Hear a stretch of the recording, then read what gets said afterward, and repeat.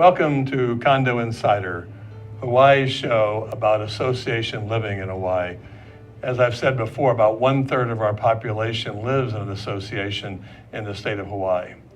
In approximately 1995, our legislature passed a law requiring condo associations to do a reserve study and fund future capital replacements. That law was amended in 1997 to allow for different funding techniques that have been approved throughout the industry and throughout the USA. Today we're going to have a very vibrant discussion about the reserve study, the obligations under a reserve study, and talk about some challenges boards may have with complying with the law. We're very lucky to have with us two experts today, Pauli Wong and Kim Becker, and who are going to talk to us about these issues. So welcome, Pauli and Kim. Maybe I can get both of you to tell me a little bit about your background. Sure. Thank you, Richard. I have been in the industry more than 10 years, and I've been a research specialist for about 8 years. I'm a graduate from the University of Hawaii with a civil engineering degree, and I've been working for at Associate for about 4 years. And how about you, Kim? I started almost 4 years ago working for you at Hawaii First. I'm a community manager, and I recently obtained my reserve specialist designation. I have a Bachelor of Science from HPU. Well, first of all, let me give you my sympathy for having to work with me. Yeah. I'm sure I've driven you to drink over all these years, but occasionally. I don't blame you. But this term reserve specialist, where does it come from? What does it mean? Is it a special term, or is it just used by anybody? Where does reserve specialist come from? Well, reserve specialist is a designation by CAI, Community Association Institute. In order to become one, you have to perform at least 30 reserve studies within a 3-year period. I'm sorry, I'm a little rusty about the requirements since I got mine about 8 years ago. Please feel free to jump in. Along with the fact that you have to have either a bachelor degree in science, architect, engineering, or business degree. Mm-hmm. Yeah, for mine, I had to be a mentor under you for 3 years. You helped me do my reserve studies, my 30. And also, you need to have a Bachelor of Science and submit a detailed application with a level 1 reserve study, which is basically from scratch, with all the detailed components. And I guess as a matter of disclosure, I should tell everybody that I too am a reserve specialist. Back when this became a certification for Community Association Institute, often called CAI, I was in actually the first group that got awarded the designation, because my number is number 8, lucky number 8. Lucky number 8, yes. If you're Chinese, lucky number 8. So we should be able to have a really good conversation, because you can't fool me. I'll try not to. Okay. Yes. Well, as I said earlier in the introduction, in 1995, our legislature passed a law requiring associations at that time to be 50% funded by January 1, 2000. It was later amended in 1997 to allow an alternate funding method called cash flow funding. But let's start out with the basics. What is the purpose of a reserve study? Reserve studies take all of the components that are a common element that the association is responsible for maintaining, and projects their useful life, how much time they have remaining before they need replacement, and how much it will cost to replace them. And so boards need to put all of that together, either by themselves or with a reserve specialist, and plan to save money for those expenditures.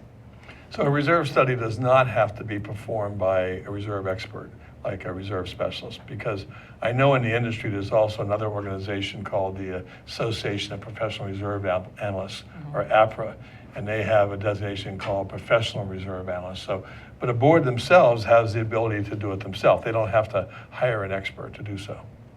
Not necessary, but it's highly recommended, because the reserve specialist is very familiar with cost, for example, and what needs to be in the reserve study. Well, I know that in my own experience, and we'll get into this a little bit later, I've served as an expert witness where owners or associations, maybe unhappy with the developer, have filed suit saying that there was some inadequacy in the reserve study. And as we all know, that in the world of associations, boards are judged by the business judgment rule. So they can minimize their risk by having an expert. And I'm not suggesting that they have to hire a reserve specialist, but certainly larger, more complex associations, there's probably a lot of benefit and a lot of safeguards by bringing in somebody to look at this and help guide the board through the decision making. Definitely. Yeah. It's important. So does this apply to all associations, a 20-unit association, a 100-unit association? Is there any cutoff, or is this something that applies to all OY associations? No, it's required by law that every association have a reserve study and plan for future expenditures, replacements. And for those out there, you might know that the condominiums fall under either HRS 514A or 514B. And my recollection is it's subsection 83.6 for 514A, and it's, I think it's 145 in B, maybe it's 148. 148, that's right. And so that's the areas you would go. But what I want to share with everybody that many people don't realize this is that when the legislature adopts a law and you have 514A and 514B, often they empower the real estate commission to establish what they call administrative rules. And it takes that law and puts it in much greater detail what those sentences in that one section mean. And so, for example, there are administrative rules that affect reserve studies. They were just amended recently, although they haven't gone through public hearings, so they're not established as official rules yet. But the reality of it is there's things within there that, number one, tell a board specifically how they must calculate the reserves. So it's not them sitting around the table with a calculator, figuring how this many. all out and Yeah. coming up with their own plan. It's more detailed. There are very Specific rules. specific requirements and disclosures with respect to the reserve study. Yes. Even to the extent that the reserve study is required to forecast inflation, for example, on the replacement cost of items today, and, Right. and it must be the consumer price index today under the current administrative rules. So it's a very complicated, but very important part of an association budgeting, because this is the part of the budget, right? Yes, a very big part of the budget. Do you have any estimate what an average dollar amount of an average association that puts into reserve? So if it's 100-unit associations, is it $100 a month, $200 a month? Do you have any feeling on that? It varies from association to association. It really depends on how well the common elements have been maintained, how many units there are, how many common elements there are. There's so many factors that come into that. Each association is unique and different. So, okay, let me look at my notes here. So let's just kind of briefly review, under the current law, what are the board's requirements on doing a reserve study? In terms of funding it, or in terms of? Both. What do they have to do, and what do they have to fund? And we'll get into the types of funding a little bit later. Okay, I'll go into funding if you don't mind, and Kim, if you can go into what they have to do in terms of putting together a report. Funding, there are two methods currently. The percent funding, which most people are familiar with, the 50%. I always hear people talk about 50%. That's what we have to go with, 50%. What does that mean? That just means that at any point in time, the association has to have 50% of the total cost, replacement cost of their reserve items. So for example, if the total cost is totals $100,000, they'll have to have at least $50,000 at all times in the reserve account. Another method is called what you just said, cash flow. That is a 20-year plan, but given that they have to make sure that each year is fully funded. Okay. Once they've established the type of funding, they've got to go through the governing documents, walk the property, determine which common elements should be accounted for in the reserve study.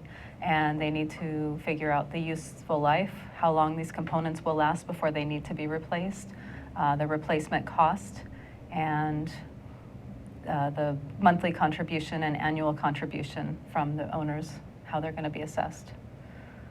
And that's why it's important to hire a reserve specialist as well. All these details, as a reserve specialist would definitely be beneficial to help the association or the board to come up with a good plan. And that's a good point, because in reading the administrative rules, many people don't know that, that the rules say that the board must define every component, common element, of a value of $1,000 or more, although they're able to bundle into a group. So for example, a pool filter, a pool pump, those types of things would be called pool equipment, Right. and you can bundle it, let's say, for $3,500 or $4,500. But it still requires the board to identify every single component if it's got a value of greater than $1,000, and which isn't very much money in today's No. Right. standards. You know, that means the reserve study is going to be fairly complex and with a lot of moving parts.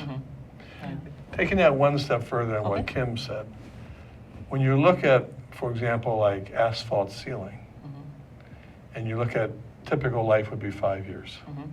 So in a 20-year study, which is what the cash flow funding requires, you would see that asphalt ceiling would be in the study four times. Yes. 4 times. Yeah. So when you look at the percent funded, do they need percent funded of every cycle of the 4 cycles or just the next cycle? Or do you know? That's a good question. I would assume that it is every, well, I shouldn't say every cycle, but the total at a given point in time.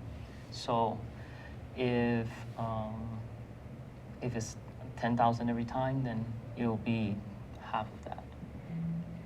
It's actually a debatable argument in the industry, by the way. Okay. I threw you a trick question. Okay. You know, so that way you get mad at me and drink more tonight. But the reality of on it your is, on your dollar though. Oh, For Cinco de Mayo. I'm easy. The reality of it is under percent funded. You're usually working with the current cycle more times than not.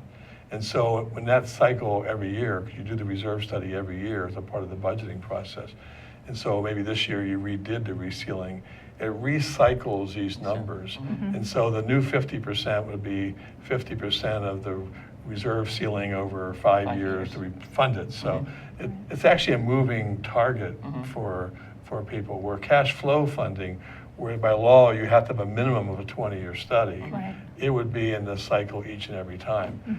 My experience has been very, very few associations today use percent funded because the results are very, very erratic. You know, because of the example I just gave with the ceiling, you meanwhile got that funded, now you have to start all over again. And so these kind of items become you know, very, very complex with respect to what you want to do in that area.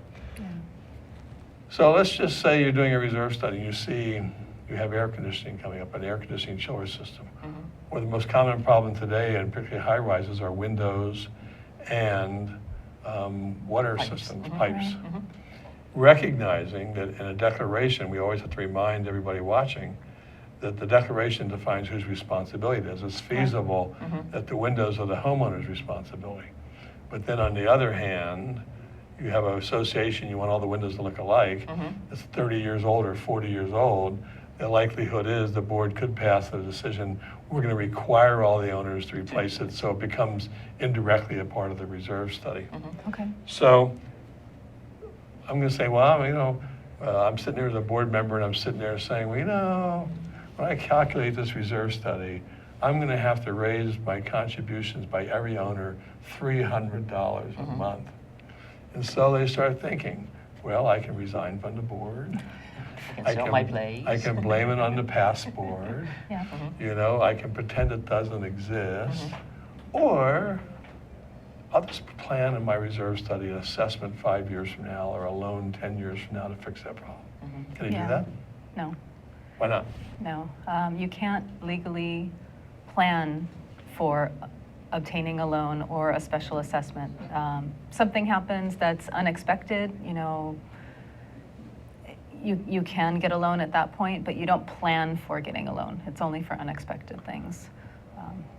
Okay, we're going to take a quick break here before we go back and fill out a loan application for the water pipes. But we'll be right back.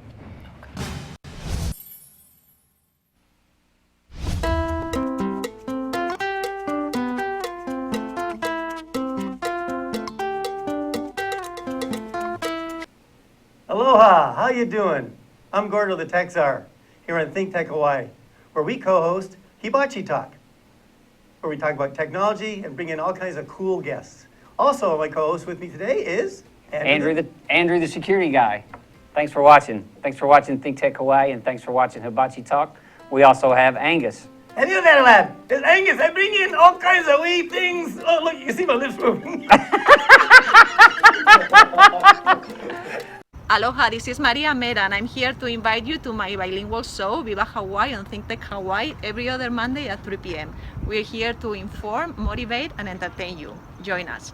Hola, soy María Mera y estoy aquí para invitaros a mi show bilingüe Viva Hawaii en Think Tech Hawaii cada 2 lunes a las 3 de la tarde. Estamos aquí para informaros, motivaros y entreteneros. Apuntaros. Aloha, welcome back to Condo Insider. I'm sitting here with Pauli Wong and Kim Becker, who are reserve specialists, which the Community Association Institute a designation, meaning they're experts in reserve studies.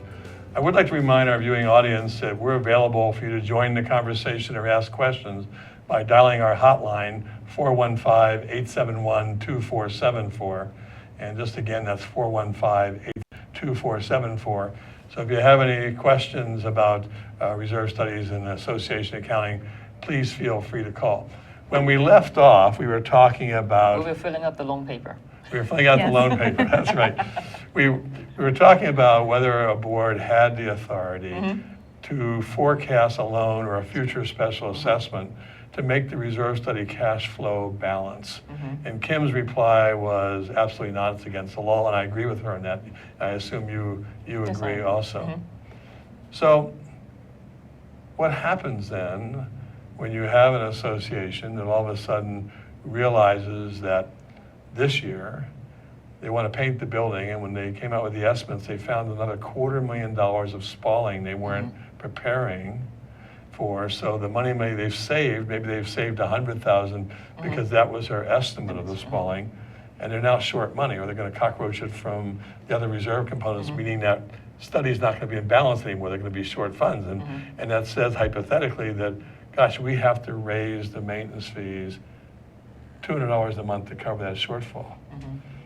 What do they do? Is that where the loan That's kicks when in? the loan kicks in or the special assessment kicks in. You are allowed under certain emergency circumstance that these two way of funding, I wouldn't say in reserve, because these are unforeseen items. So it is allowed under the law to have a loan or special assessment. It's just not, we cannot forecast one to fund the reserves. And I'd like to step back for a minute also, because I wanted to ask this question earlier, is that when you look at reserve studies, I mean, are all reserve studies the same? Are there different types or categories of reserve studies? Are they all the same? Is the same criteria? I know next week on our show, we're going to be talking with an association auditor about what an audit is versus a compilation review and how to read a financial statement. But when it comes to reserve studies, are they all the same? Or when you look at reserve studies, you need to know, kind of what level you're looking at. Are they all the same, or what's the deal? No, there's 3 different types of reserve studies. There's a level 1, which is basically from scratch. You go in there, there's no previous reserve study, you analyze the components and put everything together from scratch. Level 2 is basically they have a reserve study, but you're going and double checking everything. You go and you do a site inspection, you look at all the components, you verify that everything in the study is accurate. If it's not, you make the corrections and finalize it. Level 3 is an annual update. You don't go in person, but you look at what projects were scheduled for the year, which ones were completed, what their actual cost was, and you update that. If things weren't done, you make sure that they're accounted for in the following year. Yeah, the way I typically explain that when people ask me about it is that when you do a reserve study, which is a requirement annually, it's part of the budget. Well, this year you may have planned to do the roof. And maybe you didn't do the roof because you felt I can get 2 more years. Well, Right. you have to adjust that in the reserve study because it affects all this calculation of future funds required. Right. Or maybe you did the roof and you budgeted $200,000, and it cost $500,000. Right. So now you've used money from other reserve components to help To pay fund for it. that roof, and you now have to recalculate what that reserve contribution is. So it's kind of like it's a moving target in some ways, and so you must do the reserve study every year as a part of the annual budgeting where you update that. And the level 3 is basically you're taking known data like we just discussed and updating it, where A level 2, you're actually going out and physically inspecting the components to verify it. And a level 1 is where you actually go from scratch to do everything from A to Z. Right. Do you guys have any feeling how often you should do a level 1, or? Well, before we move on to that, I just want to emphasize that in order to do an update, the level 1, this one from scratch, how accurate it is very important, because you cannot really accurately do an update if your level 1's, the comprehensive study, is not accurate at all. You know, so to answer your question, I recommend to my association every 3 to 5 years, depending on the circumstance. If they have a lot of projects, or if they don't have a lot of projects, they may be able to stretch it out a little bit more longer. Any thoughts, Kim? No, I agree. That's Yeah, what I recommend. I'm not saying I disagree, but I've always said around 5 years. And then every other year ought to be the level 2, where you have the site inspection. And then the alternate year is the level 3, where you're just updating based on information from the manager of the board or your own professional management of the property. So, and that's kind of generally worked, recognizing that as all good plans come to an end, that True. something may happen during that cycle that makes you want to expedite or accelerate or do something, particularly if you had that problem where the roof was twice as much as you thought, and so now you have some issues. You may want to then go recalculate all that, because it'll affect the maintenance fees in the end of the day, right? Yeah. So I want to come back also to this percent funded cash flow thing. Okay, you like that topic. No, I don't like that topic. You know, Mark Twain said there's lies, damn lies, and statistics. Okay. Well, in fairness, Benjamin Disraeli said it. Mark Twain popularized the statement, but we get the point anyway, right? Yes. So anyway, to me, most people frankly don't use percent funded, because Yes. the results, when you look at it statistically, as these components cycle in and cycle out, give you very erratic results. That is, the amount of the reserve contribution could be $100 unit one year, then $500 a month the next year, then $200 a month the next year as you recycle these things. My experience has been that most reserve study people find that if you're a 1 to 5 unit condominium or something that's very small with very few components, probably makes no difference what method you use, and percent funded is pretty easy. Right. But once you get into complex associations, big buildings, some have bowling alleys and pools and rec decks and Koi ponds. koi ponds, you name it. I even have some with hay house, you know, burial sites that require maintenance. Those, you want to have a level form of planning for the association. So most people do the cash flow funded, which is not a type of reserve study, but it's a funding method of reserve study, Yes. which levels out these cash flow. And as you identify problems, then you can adjust your reserve study contribution. And in the current year only, if you have to look at a special assessment or a loan to balance out. You guys agree with that, or do you have other thoughts about that? I think ideally for reserve studies, you want to have the funds available when the project is needed. And so if they're accurate and the funding is, if the board approves the funding as recommended, it will equally work out over the 20-year period, and as the projects become available, the funds will be there, if it's done right and the boards agree. Yeah.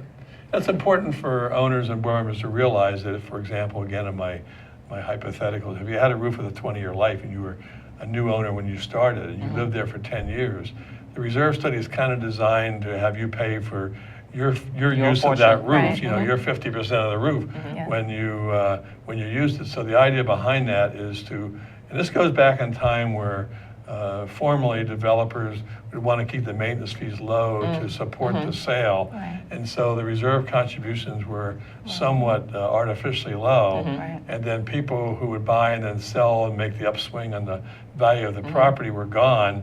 And meanwhile, the new owners were caught with the assessment because they didn't save enough money for the roof. That's kind of my recollection of the history of that. Yeah. You know, Yeah. Well, reserve study is designed to be fair. right. It's a fair plan for all owners, you know, whether it's past, current, or future. So if board members don't do a reserve study correctly, are they subject to any kind of problems personally or liability-wise, or? When you say correctly, Deliberately Well, correct? Well, that's the point. That's the point. You know, because the administrative rules provide for a good faith estimate that if in fact you've done your best job, you are not susceptible. You know, Right. your D&O insurance would step in. But I had a client once who basically had a reserve study done, and the problem was they hadn't done one for a long time, and the $3 million common chiller system was not in the reserve study. Wow. And it That's wasn't, ouch. Yeah. and it wasn't working, Okay. and it needed to be fully replaced. 3 million? $3 million. Okay. On a, I think it was about a, what do you think, 50 unit project. 50 Wow. units? 50 Okay. units. Wow. I remember the project well. Okay. So one of the suggestions by one of the board members was, let's just pretend it doesn't exist. And then we're fine with our current maintenance fees and we're in good shape. And let's just go ahead and do away with the chiller system. 'Cause I don't want to spend the money to have air conditioning. What do you think? I think that's not allowed. Well, The- you're yeah, go assuming a ahead. lot of liabilities and Yeah. legal. Legally, best judgment rule would not allow you, right, to eliminate items you knowingly know that exist. Yeah. I think, don't owners, if they want to eliminate something, don't the owners have to vote on it? And- Correct. Right. Is it 100% have to agree? Or does it depend? And the air conditioning issue probably is 100%. And it's not so much 100%. The way it's worded under the statute is an affected owner.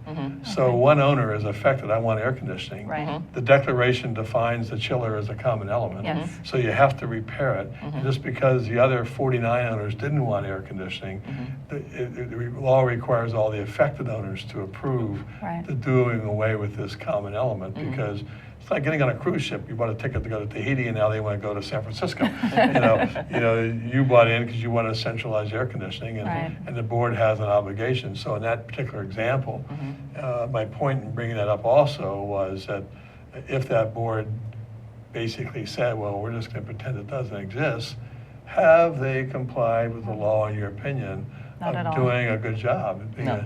doing a proper estimate? Is there good faith in doing that when you know something No. and you ignore it? No. And, no. And the worst part is they can become personally liable. Right. This is no longer follow business judgment rule. So they can become personally liable for the things or for decisions that they've made. And we're going to get into a little more detail shortly, but you're absolutely correct, because even under the current administrative rules, just so everybody knows, that if a board is not doing a reserve study, or an adequate reserve study, or doing a good faith estimate, under the current administrative rules, an owner can file a claim against the board to force them to do that reserve study. And if in fact it has been determined by an independent judging party that the board did not do a good faith job, the cost of the board enforcing the law of the board to do a reserve study could be passed on personally to each the director. individual. Right. So there are risks and liabilities on this, but Yes. Yeah. I've always tried to characterize this as that board members are like owners. We all live there, you all have the same common property, that we should all do our best to maintain our investment, realizing it's not a perfect world. Right. Because my comments I've always said, when you look at a reserve study, it's not science.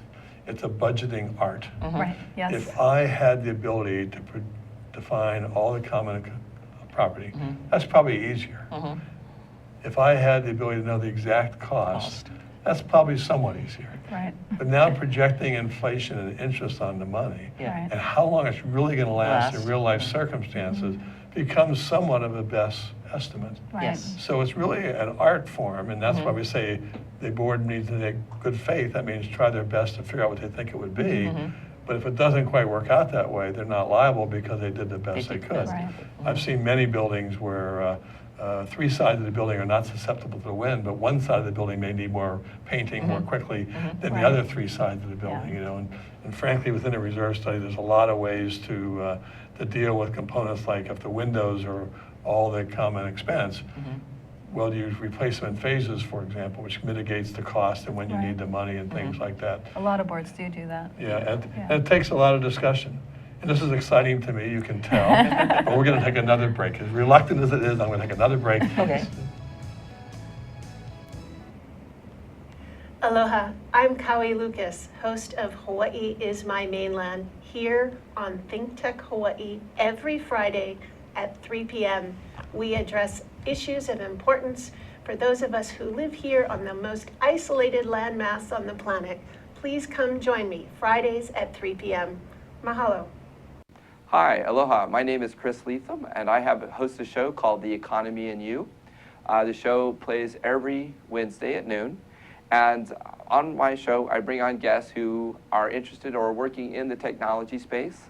And so I'd like you to come and watch the show and learn with me about all the sort of exciting things that we're doing in Hawaii to build and grow our economy ecosystem.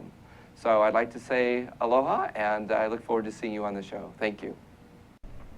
Aloha, namaskar, and hello. My name is Anu Hittel, and I host a show, Climate Change Beyond Outrage. In it, we go beyond outrage to look at solutions to climate problems facing people, nations, and the world. Join me every Tuesday at 1 o'clock Hawaii Standard Time. See you then. Again, welcome back to Condo Insider, Hawaii's association industry management show all about living in associations. Again, we're sitting here with Pauli Wong and Kim Becker, reserve specialists. I have disclosed I'm also a reserve specialist, so I have a lot of very strong opinions about this subject. And I also want to remind everybody that you can join our conversation by dialing the hotline 415-871-2474 if you have any specific questions that maybe we'll know the answer and maybe we'll refer you to somebody else. But anyway, welcome back, Thank Pauli you. and Kim. I know you're giving up. I know the condo business is a very lot of work. So I know you're giving up time. You'll probably have to work until midnight tonight to make up the time, and that's okay. I'll Oh, be no, drinking. we're going to give you all the work. Oh, okay. I thought you were drinking wine with me. No? That's why we even give more you all the fun. work. Oh, okay, whatever. So we talked about the differences in the funding methods, and I don't think we can estimate that, because it's back to Mark Twain and Lies, Damn Lies, Statistics. The way you calculate this, if you just kind of throw the numbers around, you may find the reserve contributions you're calculating are much higher than they really need to be. If you don't have a professional way to analyze the recycling of these components, the Right. cost, the inflation. I've seen a lot of projects bring in, typical types of needs, and they're saying, oh, we have to raise our maintenance fees $500 a month, and we just don't want to do it. They'll lynch us, they'll kill us, and Yes. and there's probably some truth to that, Yes. because the owners are very picky about that. What do you see the common mistakes boards make in preparing reserve studies? Well, you touch upon maintenance fees not being increasing. Many boards are afraid of increasing maintenance fee and face the crowd, so to speak. So what they would tend to do is lower their contribution. And by lowering the reserve contribution, well, the way they lower the reserve contribution is to lower the cost of the components. They make it artificial. It's no longer practical reality. Right. So that is a lot of boards will tend to do that. And we, of course, don't recommend that, because that's not realistic. Well, I think there's an important message in that too, because the other one I've always seen is they take their 40-year elevator today and say, I think it'll last another 100 50 years. years. Yeah, they don't include and that's them. what they do. Yeah. So they manipulate the statistics, and people don't know it, or some people don't know it. In the administrative rules, it specifically deals with that issue, that you can't manipulate the data to get the outcome you want. Right. And it requires, in the administrative rules, certain specific disclosures in the reserve study. Right. And that is how much you're going to collect, how much you need to collect, how much you have in the bank, and you haven't manipulated the data. Yeah. So the board can say, well, in good faith, I really thought it was going to last another 100 years, but the question would be, would a trier of fact agree with that, Yeah. And, I think a lot of boards do manipulate it. If they are fearful of raising the maintenance fees, it's much more important to raise them a little bit here and there and have everything funded, and rather than having a special, not raising it and having a special assessment happen because it's underfunded. Sometimes they'll take large components and not include them because they'll extend the useful life and not put them in. A lot of times they'll lower their contribution and they'll plan for future increases to the reserve contribution. You're pushing the increases off to future owners, which is not recommended. And that's an interesting debate too, because I attended an arbitration on that issue, is that when you look at a reserve study, and the reserve study itself already includes inflation, right? You have to do it. So the software today, you'll plug in 2 or 3%, whatever it may be, and that's what number going to be. You'll see when they start forecasting at 20 years, they say a 10% increase in 2018, another 20% increase in 2032. Right. Well, there's actually been lawsuits saying that what you're really doing is calling it an increase, but it's really a special assessment, It's a deferred because the special person who assessment. sells in the next 2, 5, or 10 years got the benefit because they should have been paying more Right. early on. So it's Yeah. a very cautionary tale with respect to that particular provision of that, Yeah.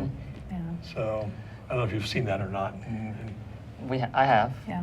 And is, again, individual board members need to be mindful that they will be, or they could be personally liable for the decisions they make. Yeah. Well, I often hear, because the most common problem I've seen coming to bear here in Hawaii now is that, particularly in high-rise buildings, that the plumbing systems, the pipes, haven't been included in reserve studies. And I know of associations that have had $10, $15, $20 million assessments to their owners. And what I hear from people as I go around and speak on this topic is, let's sue the board, let's sue the management company, let's sue the reserve preparer, and hold them responsible to pay the $20 million. Now, my thoughts are, first of all, that going back to, this is a art form, it's a budgetary tool.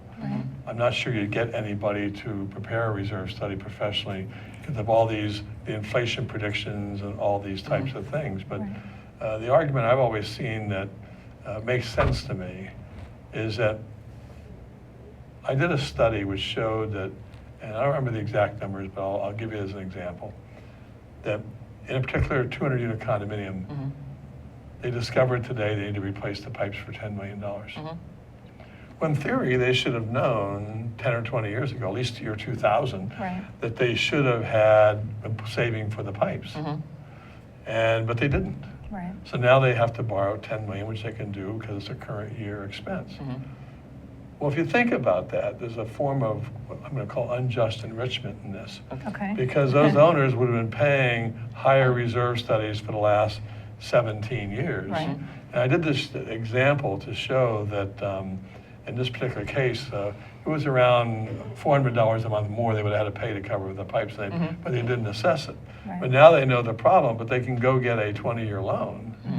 And the cost, because technology has changed so much, where they can reskin the inner sides of pipes and things that weren't available 10 Back years then, ago. The loan was only like $380 a month.